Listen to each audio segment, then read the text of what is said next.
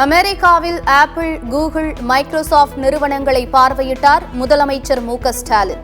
அதிகாரிகளுடன் ஆலோசனை நடத்திய புகைப்படத்தை எக்ஸ் தளத்தில் பகிர்ந்தார்.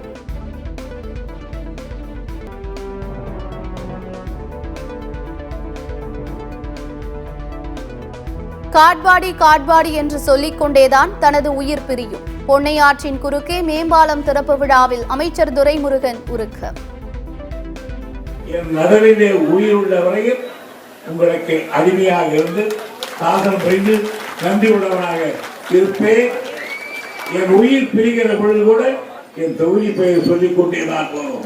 காட்பாடி எனவே தூத்துக்குடி மாவட்டத்தில் மணல் கடத்துங்கள், நெல்லை மாவட்டத்தில் மணல் கடத்தாதீர்கள்.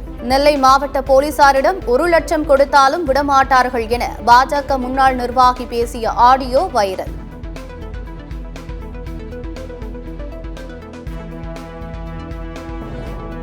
கிரீஸ் நாட்டில் ஆற்றில் செத்து மிதந்த ஆயிரக்கணக்கான மீன்கள் இறப்புக்கான காரணம் குறித்து ஆய்வு.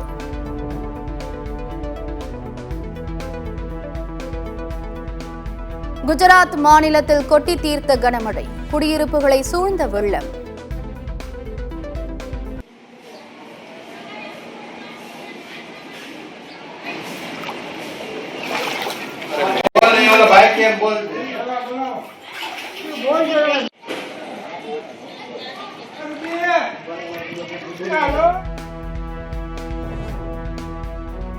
பொத்தேரியில் உள்ள தனியார் கல்லூரியை சுற்றியுள்ள விடுதிகளில் போலீசார் அதிரடி சோதனை.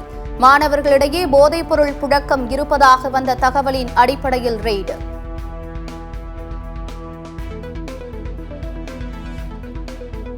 பொத்தேரியில் போதைப்பொருள் வைத்திருந்த 30க்கும் மேற்பட்ட மாணவர்கள் கைது.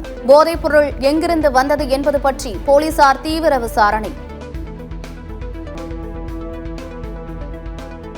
காரைக்குடியில் 3ஆம் வகுப்பு மாணவியிடம் சில்மிஷம் செய்த முதியவர் போக்சோ சட்டத்தில் கைது.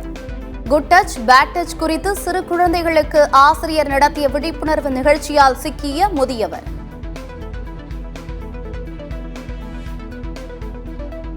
மாநகராட்சி, நகராட்சிகளின் தூய்மை பணியாளர்களை அலறவிடும் தமிழக அரசு.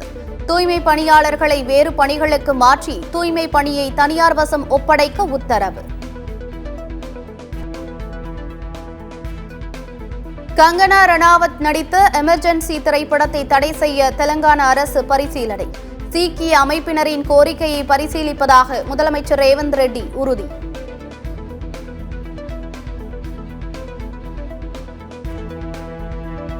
கரூரில் போதை தலைக்கேறியதால் நடுரோட்டில் குடிகாரர் அலப்பறை. பிரதான சாலையிலேயே இருசக்கர வாகனத்தை நிறுத்தியதால் போக்குவரத்து பாதிப்பு.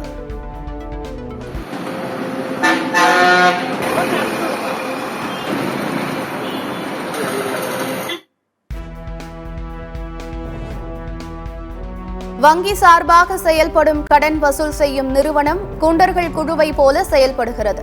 அதிகாரத்தை பயன்படுத்தி கடன்தாரர்களை துன்புறுத்துவதாக உச்சநீதிமன்றம் காட்டு.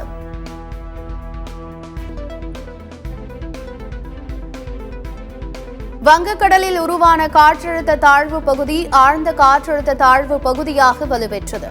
வட தமிழ்நாட்டில் கனமழை பெய்ய வாய்ப்பிருப்பதாக இந்திய வானிலை ஆய்வு மையம் தகவல்.